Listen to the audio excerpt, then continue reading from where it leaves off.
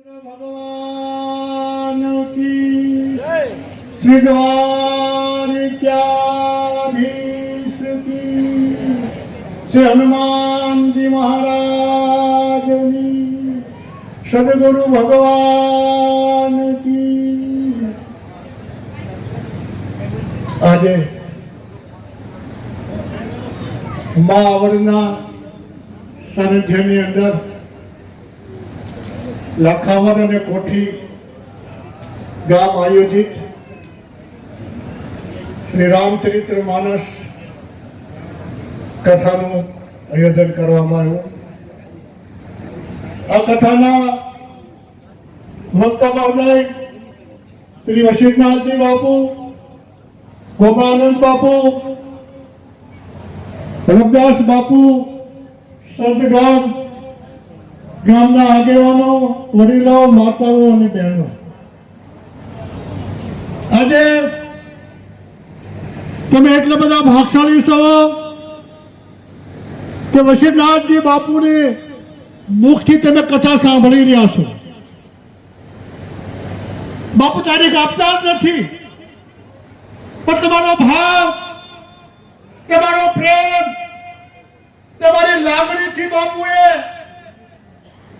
જે તમને રામકથાની તારીખ આપી, તમે મહાભાગશાળી છો। એમાં કહું છું કે આ મહાપુરુષના આ મુખથી તમે 9 દિવસ કથા અને સત્સંગનો લાભ લઈ રહ્યા છો। આજે ગૌરવની વાત કહેવાય કે પૂજ્ય વશિષ્ઠનાથજી બાપુ જેવા મહાપુરુષના મુખથી તમને આ સાંભળવાનો 9 દિવસની શિબિરનો એક યોગ પ્રાપ્ત થયો છે। પૂરો લેજો। વશિષ્ઠનાથજી બાપુને આ અત્યારે સમયની માલિકા અને ઘણા મહેનત કરી અમારા ગામની ગરડાની માલિકા લઈ જવા તારીખ નહોતી। એમને સાંભળવો એક લાવો કહેવાય। કચ્છ, કાઠિયાવાડ, સૌરાષ્ટ્રની, મહારાષ્ટ્રની ધરા ઉપર બાપુના અવારનવાર સત્સંગ થતા હોય એ મહાપુરુષ તમને આજે રામકથાના નિમિત્તે 9 દિવસ સુધી બાપુને ઉત્સાહનો કરતા।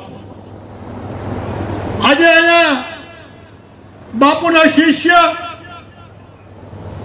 રાજકોટથી લાભુભાઈ જળુ પધાર્યા છે।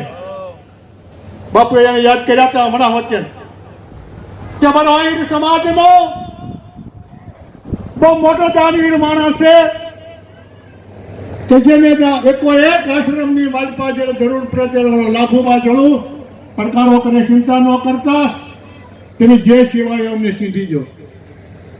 આ લાભુભાઈ પણ પધાર્યા છે।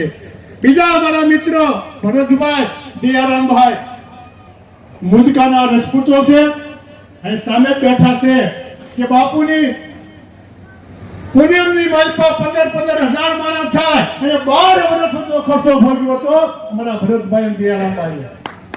અને આની વાત નથી, 5-25,000 રૂપિયા વાપરાતા નથી। અને એની માલિકા અમારા દાતાઓ બાપુના શરણની માલિકા એમ કે બાપુ અમને લાભ આપો, અમને લાભ આપો, લાખો રૂપિયાના ખર્ચે બેજામાં કરી જાય। એ બાપુની ઉર્જાનો પ્રતાપ છે, બાપુનો ભજનનો પ્રતાપ છે। અમારા લાભુભાઈ આગળવા હાલ્યા જાય છે। મને યાદ કર્યા મેં એ કે ઈશ્વરે આપ્યું હોય તો ક્યાં વાપરવું એમનો વિવેક છે। મારી સંપત્તિ, મારી તમારી સંપત્તિ ખલાસ થઈ જાય, ક્યાં વપરાય જાય।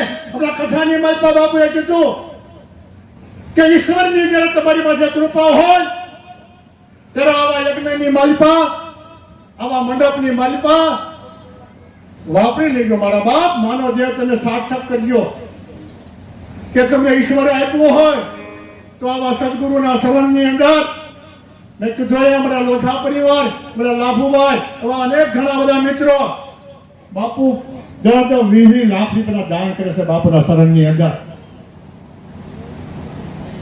કેવો ભજનનો પ્રતાપ હશે વશિષ્ઠનાથજી બાપુનો।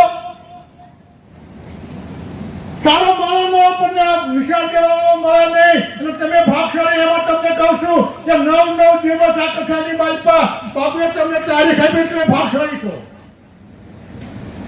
બાપુને બાપુ તારીખ આપે જ નહીં, કેટલા સમયથી મહેનત કરતા હોય તોય. પણ તમારી લાગણી બે ગામની માં આવડની દિયા કે બાપુએ તમને તારીખ આપી. આ નાની વાત નથી આપણા માટે. માતાઓ, બહેનો, વડીલો, લાભ લઈ લેજો આ મહાપુરુષના. કે આવા મહાપુરુષ જ્યારે આપણે આંગણે આ તડકાની માલપા તેમને 9 દિવસ સુધી સત્સંગનો આપણને મોકો પ્રાપ્ત થયો છે. વિશેષ કહેવાનું, હમણાં બાપુએ વાત કરી ને, હમણાં આપણે ફોન કર્યો એટલે એમાં લાગુ પડે એને. મને કે બાપુ આપણે ઘરે જવાનું છે, બાપુને ત્યાં જવાનું છે, અને એને આમકાનો ત્યાગ કર્યો છે. ભલે બાપુ બેઠા. કહેવાનો મતલબ કે સાધુ બાપુની કંપની વાળે આપણે હોય હે. આ સાધુ કહેવાય. તમને વાત કરી દઉં છું. પણ હસુભાઈ રાઠોડ સાહિત્યકાર, મેં કીધું જવાનું છે એટલે બાપુની ત્યાં બાપુના સંત દર્શન થઈ જાય ને તો પાપ પડી જાય આપણા. આ ભાવ, આ એવો પુરુષ તમારા આંગણે આવ્યા છે આજે કથા કરવા માટે. લાભ લેજો મારા બાપ, જેટલો લેવાય એટલો સાંભળવા માટે આવજો.